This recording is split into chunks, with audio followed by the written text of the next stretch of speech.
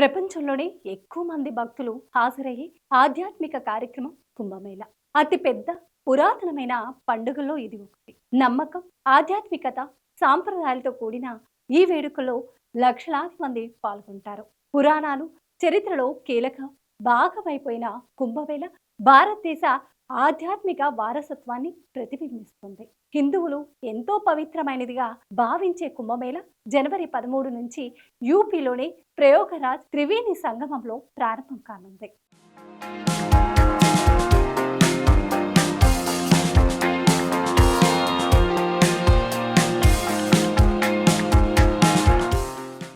హిందూ శాస్త్రాల ప్రకారం గురుడు, సూర్యుడు, చంద్రుడు మేష చక్రంలో మకర రాశిలోకి ప్రవేశించినప్పుడు మహాకుంభమేళ నిర్వహిస్తారు. ఈ అరుదైన కలయిక త్రివేణి సంగమం. గంగా, యమున, సరస్వతి నదుల సంగమం గంగా జలాలను పవిత్రంగా మారుస్తుందని భక్తులు నమ్ముతారు. కుంభమేళ సమయంలో ఈ నీటిలో స్నానం చేయడం వల్ల పాపాలు తొలగిపోతాయని భావిస్తారు. కుంభమేళ ప్రతి 12 సంవత్సరాలకు ఒకసారి జరుగుతుంది. సాధారణ కుంభమేళలు ప్రతి 4 సంవత్సరాలకు ఒకసారి జరుగుతాయి.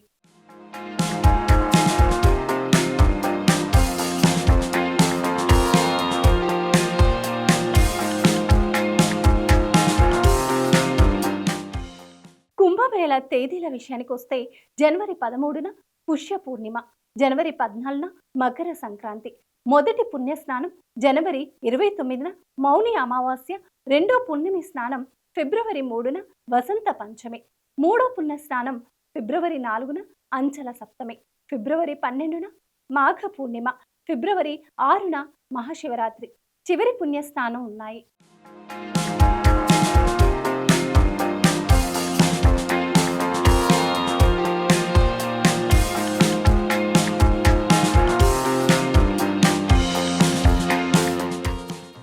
కుంభమేళ మూలం సాగర మదనం పురాతన కథతో ముడిపడి ఉందని చెప్తారు.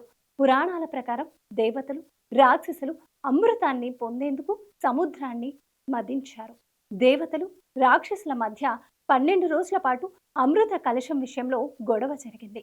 ఈ సమయంలో అమృతం కొన్ని చుక్కలు 12 ప్రదేశాల్లో పడ్డాయట. వాటిలో 4 ప్రదేశాలు భూమిపై ఉన్నాయని చెబుతారు. ఆ ప్రాంతాలే ప్రయోగరాజ్, హరిద్వార్, ఉజ్జయిని, నాసిక్. ఈ ప్రదేశాలు కుంభమేళ నిర్వహించే పవిత్ర స్థలాలుగా మారాయి.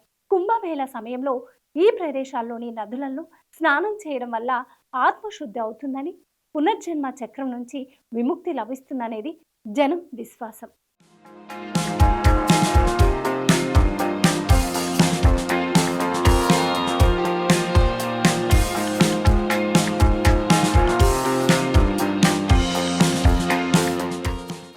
కుంభమేళ చిన్న ఆధ్యాత్మిక కార్యక్రమంగా ప్రారంభమైనప్పటికీ కాలక్రమేణా పెద్ద పండుగలా మారింది. ప్రాచీన భారతదేశంలో ఇది మతపరమైన సమావేశాలకు మాత్రమే కాకుండా నేర్చుకోవడానికి, చర్చలకు కూడా వేదికైంది. ఋషులు, పండితులు తమ జ్ఞానాన్ని ఇక్కడే పంచుకునేవారట. యాత్రికులు వీరి ఆశీర్వాదం పొందడానికి పూజలు చేసేవారు. కొన్ని చారిత్రక ఆధారాలు కుంభమేళ సమావేశాలు క్రీస్తు పూర్వం 300 ఏళ్ల నాటివని చెబుతున్నాయి.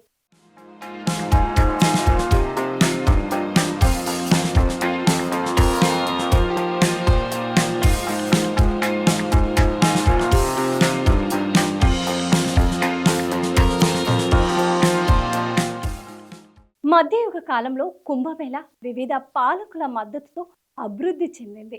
మౌర్యులు, గుప్తులు వంటి రాజులు, రాజవంశులు కుంభమేళాలను ప్రోత్సహించాయి. దీంతో కుంభమేళాను భారీ స్థాయిలో నిర్వహించే అవకాశం కలిగింది. ఈ యుగంలో భక్తి సాధువులు, అఘోరాలుగా పేర్కొనే సన్యాసులు కూడా పెరిగారు. ఆధునిక భారతదేశంలో కుంభమేళ అపూర్వమైన స్థాయికి పెరిగింది. ప్రపంచ నలుమూలల నుంచి లక్షల మంది సందర్శకులను ఆకర్షిస్తుంది. పారిశుద్ధ్యం, రవాణా, భద్రతకు సంబంధించిన ఏర్పాట్లతో చక్కగా నిర్వహిస్తున్నారు. ప్రపంచ సాంస్కృతిక, ఆధ్యాత్మిక ప్రాముఖ్యతకు గుర్తుగా 2017లో కుంభమేళకు యునెస్కో గుర్తింపు లభించింది. ఇక ఈసారి కుంభమేళ మరింత ఘనంగా నిర్వహించేందుకు కేంద్ర, రాష్ట్ర ప్రభుత్వాలు పకడ్బందీగా ఏర్పాట్లు చేస్తున్నాయి.